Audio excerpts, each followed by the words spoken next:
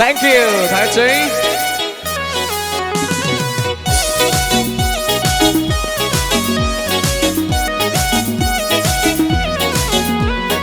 Biết dễ xì nào uri ba sa cấm ta đi khăn ly ba.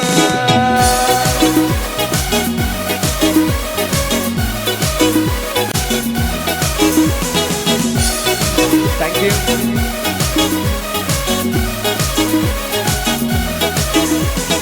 Biết dễ xì nào uri ba sa cấm ta đi khăn ly ba.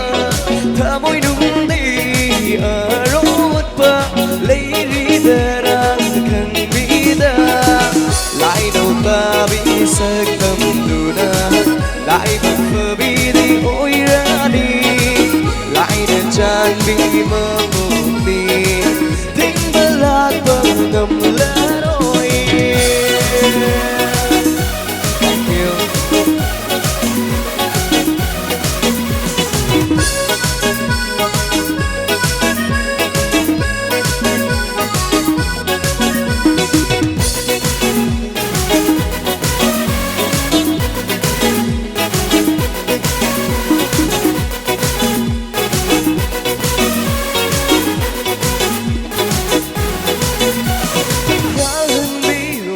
Sa gây dugi nung si đây rang hà bần lấy gum ngã hân bi hồng sa gây dugi nung si lấy rang hà bần lấy gum ôi hết gây yung đi mau thích bên âm đôi tài vững ôi hết gây yung đi mau thích bên âm đôi tài vững đi mà đã khôi đã chưa bị nâng bu mít dễ si na sa cấm ta đi khăn ly ba. Thả môi đúng đi ở rốt ba lấy đi ta ra khăn bi ta.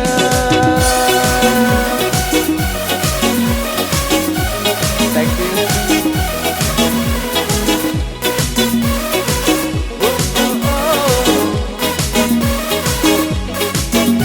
Saksari Baisai Sina Chanu IPS Part 2 di sini. Part 1 kisah ini makasan besar, oke?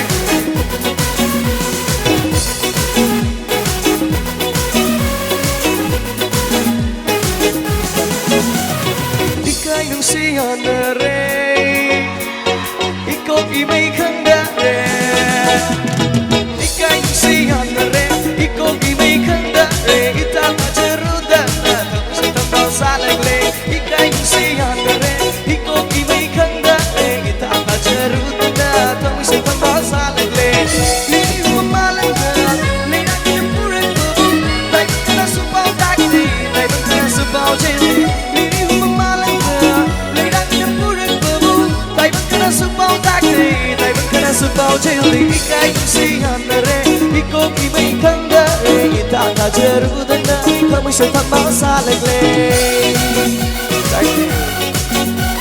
Thank you.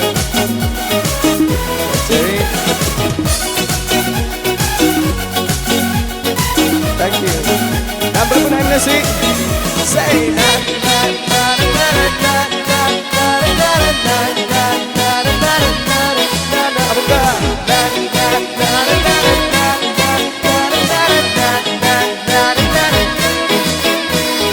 Đừng chỉ yêu bi đặc quá, đừng nghĩ cứ đâu lâu ra. Đừng chỉ yêu bi đặc quá, đừng nghĩ cứ đâu lâu ra. Sĩ đã phá lúc ta tới ra, khăn để ấy đi cất ngao đi. Sĩ đã phá lúc ta tới ra, khăn để ấy đi cất ngao đi. Hôm nay ở linh tháng mà sư yên, con gái thôi mà cơ mà sư hoa cơ lần đau sẽ đi ngô đi. Thầm mơ mà dài mang tin. Hôm nay ở linh tháng mà sư yên, con gái thôi mà cơ mà sư hoa cơ lần đau sẽ đi ngô đi. Thầm mơ mà dài mang tin này cái gì á.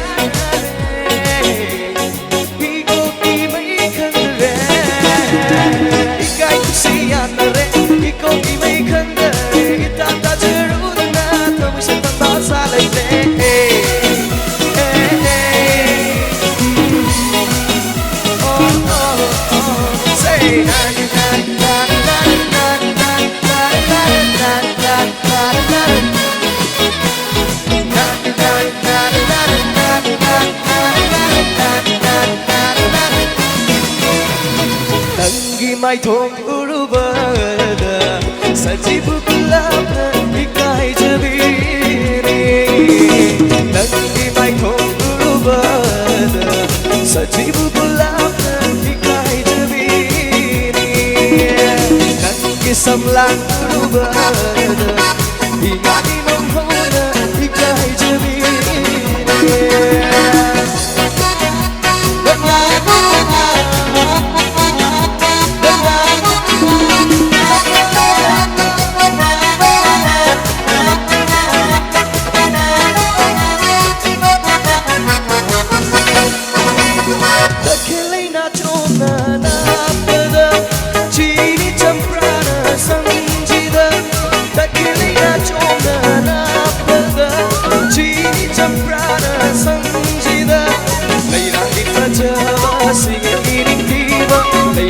Fajaba singa iring tiba Nujaya patan jemini Nujaya patan jemini Nangi mai thong urubana Sajibu kula